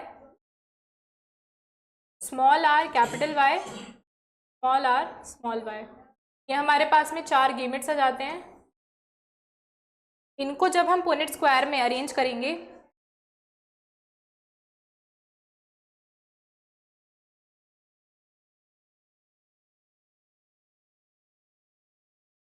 यहाँ पे क्वेश्चन हम पहले इस क्वेश्चन से करने से पहले हमें वो जो पुनेट स्क्वायर हमें यहाँ पे गेमेट प्रोड्यूस हुए हैं, इनकी हम जब सेल्फिंग करवाने के बाद जो भी हमें रेशियो मिल रहा है, उस रेशियो के ऊपर है ये क्वेश्चन। तो इस क्वेश्चन को करने से पहले हम पहले रेशियो देख लेते हैं, फिर उसके बाद we will deal with this question. यहाँ पे हम देखो सेल्फिंग करवा रहे हैं, जो हमें गेमेट F1 जनरेशन में मिले, ये F2 जनरेशन का गेमेट हो गया। अब हम इसकी जब सेल्फिंग करवा रहे हैं तो हमें रिजल्ट देखो क्या मिल रहा है। हमारे पास 9 round yellow parental trait show करने वाले 9 प्लांट मिले, और रिंकल्ड ग्रीन, ये भी पेरेंटल ट्रेट है रिसेसिव वाला, ये शो करने वाला एक प्लांट मिला। और जो ये राउंड ग्रीन रिंकल्ड येलो, ये रिकॉम्बिनेंट्स बने, मतलब कि नया कॉम्बिनेशन बना। ये जो 6 प्लांट हैं, 3 ये और 3 ये पेरेंट को जो इनका पेरेंट होगा, जो पेरेंट प्लांट होगा, इनको बिल्कुल भी रिसेंबल नहीं करते हैं। बाकी ये 9 और ये 1, ये पेरेंटल ट्रेट को रिसेंबल कर रहा है। जो हमने स्टार्टिंग में राउंड येलो, रिंकल्ड ग्रीन, जो टॉलनेस और जो रिसेसिव और डोमिनेंट वाला ट्रेट लिया, वो बस ये 2 कर रहे हैं। बाकी के ये जो 6 है, ये नया ही कुछ कॉम्बिनेशन, नए ही कुछ ट्रेट अपने आप में लेके आए हैं। तो ये रेशियो जानना इज रियली इंपॉर्टेंट। इस रेशियो को याद रखना पड़ेगा। रेशियो हमारे पास में क्या आ रहा है, 9:3:3:1। ये रेशियो है, जिसमें से जो ये है, इतने 6 प्लांट ये आ रहे हैं हमारे पास में रिकॉम्बिनेंट, और जो ये आ रहे हैं, ये आ रहे हैं पेरेंटल ट्रेट शो कर रहे हैं। ये भी पेरेंटल ट्रेट शो कर रहे हैं। ये 3 आ रहे हैं, बस ये रिकॉम्बिनेंट आ रहे हैं। अब हमारे पास ऊपर एक क्वेश्चन था,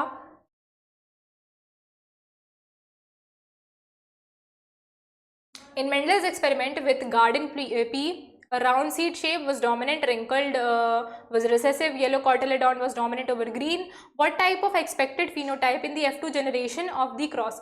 जब हमने ये क्रॉस करवाया तो F1 जनरेशन में हमें किस तरीके का सीड मिला? हमें सारे ही सीड मिले थे राउंड येलो सीड वाले। तो इनमें से ऑप्शन होगा round seeds with yellow cotyledon. What are the expected phenotype in F2 generation? F2 generation की बात कर रहा है। यहाँ पे हमारे पास F1 जनरेशन आई थी। F2 जनरेशन जो हमने नीचे पढ़ी, जिसमें से हमारे पास में रेशियो आया 9:3:3:1, उसमें से 9 थे पेरेंटल टाइप वाले, राउंड येलो शो करने वाले। बाकी के जो 3 थे वो थे रिंकल्ड ग्रीन शो करने वाले, या राउंड रिंकल्ड येलो शो करने वाले, या राउंड ग्रीन शो करने वाले। एक था जो कि था रिंकल्ड ग्रीन शो करने वाला। तो हमारे पास में एक तरीके से सारे के सारे ट्रेट्स शो हो रहे हैं कुछ कुछ रेशियो में। तो इन ऑप्शन में दिया गया है round seed with yellow cotyledon, round seed with yellow cotyledon का मतलब है कि ये राउंड सीड हो गया और yellow cotyledon parental dominant. Wrinkled seed with yellow cotyledon, wrinkled मतलब क्या, small R, yellow cotyledon capital, हाँ ये देखने को मिल रहा था।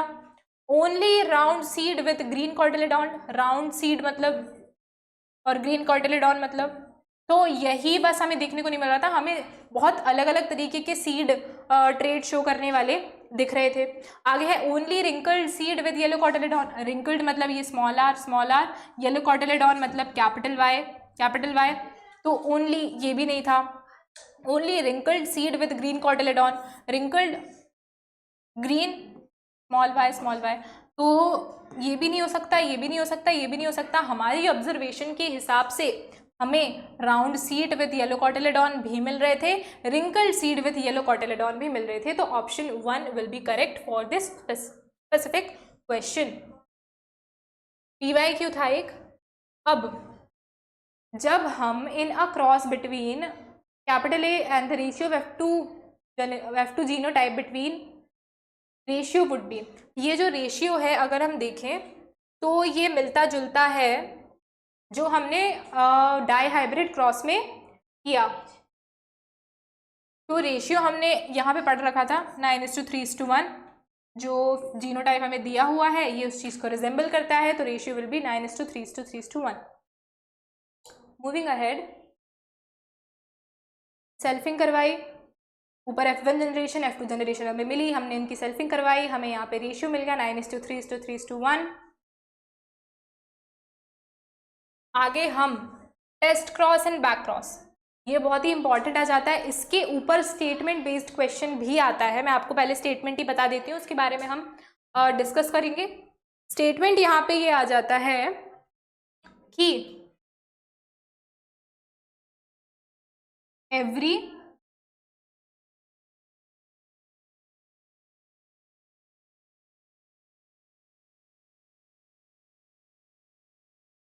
Test cross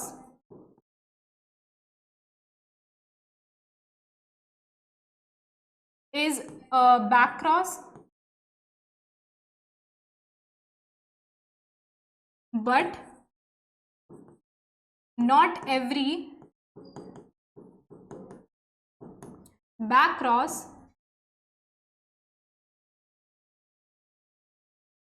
is a test cross. इस पूरे स्टेटमेंट का मतलब क्या होता है इसके बारे में हम थोड़ा डिस्कशन करेंगे कि in genetics it is important to find out the genotype of the parent involved in the cross. जो भी हम प्लांट ले रहे हैं एक क्रॉस के अंदर, उसका जीनोटाइप रेशियो जानना इट इज़ रियली इंपॉर्टेंट आगे स्टडी के लिए, आगे हमारी ऑब्जर्वेशन बनाने के लिए। अगर हमारे पास एक अननोन प्लांट है, लेट्स से एक प्लांट है, उसका हमें जीनोटाइप नहीं पता है, P1 है, हमें इसका जीनोटाइप नहीं पता। इसका जीनोटाइप फाइंड करने के लिए अगर हम इसे किसी पेरेंटल होमोजाइगस रेसेसिव प्लांट से क्रॉस करवाते हैं तो हमें इसका रेशियो पता लग जाएगा। जैसे कि लेट्स सपोज कि ये ट्रेट शो कर रहा है टॉलनेस का। अब ये टॉलनेस में हेट्रोजाइगस कंडीशन भी शो कर सकता है, ये होमोजाइगस कंडीशन भी शो करता है। हमें नहीं पता कि वो ये है कि ये है, तो कौन सी कंडीशन शो कर रहा है ये जानने के लिए हम